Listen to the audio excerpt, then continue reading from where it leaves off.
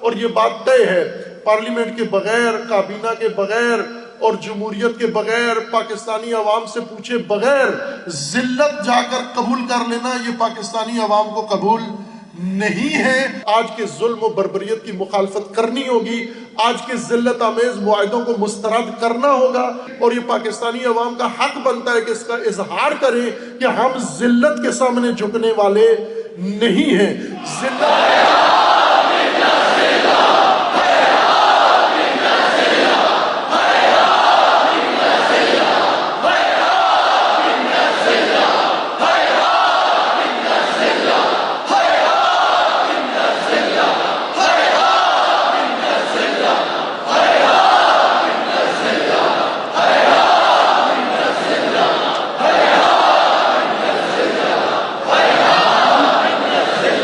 Modi, Nitin Yahoo اور Trump, یہ ذلت کا ایک مثلث ہے، یہ ذلت کی ایک تکون ہے۔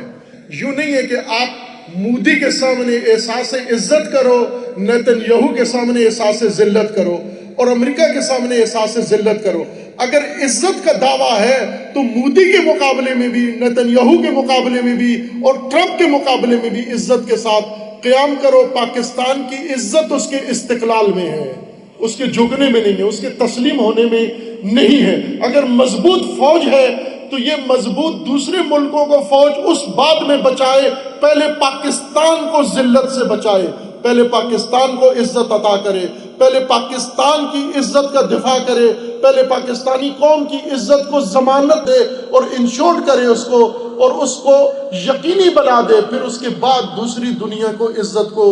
ٹھیکہ لے یا ان کو سنبھالے۔ ابھی ہم خود ذلت کی راہوں پر ہمیں لے کے جا رہے ہیں، یہ ذلت کے راستے ہمیں قبول نہیں ہیں۔ یہ سارے جتنی بھی اکابرین ہیں پاکستان میں، سب ایک ایک کہہ رہے ہیں کہ یہ ذلت کا راستہ ہے، یہ ہمارے شایہ نشان نہیں ہے۔ زیادہ سے زیادہ اگر عزت کا راستہ امام حسین کا طے نہیں کر سکتے تو چپ ہو کے بیٹھ جاؤ، اگر فلسطینیوں کا ساتھ نہیں دے سکتے تو حسینیوں کا ساتھ بھی نہ دو، اگر غزہ کا ساتھ نہیں دے سکتے تو ٹرمپ کا ساتھ بھی نہ دو، لا تعلق ہو کر بیٹھ جاؤ، خاموش ہو کے بیٹھ جاؤ۔ اس خاموشی میں شاید اللہ تمہیں معاف کر دے، لیکن اس پالیسی کے تحت نہ خدا کی طرف سے کوئی گنجائش ہوگی بخشش کی، نہ دنیا کی طرف سے، نہ اس ملت کی طرف سے۔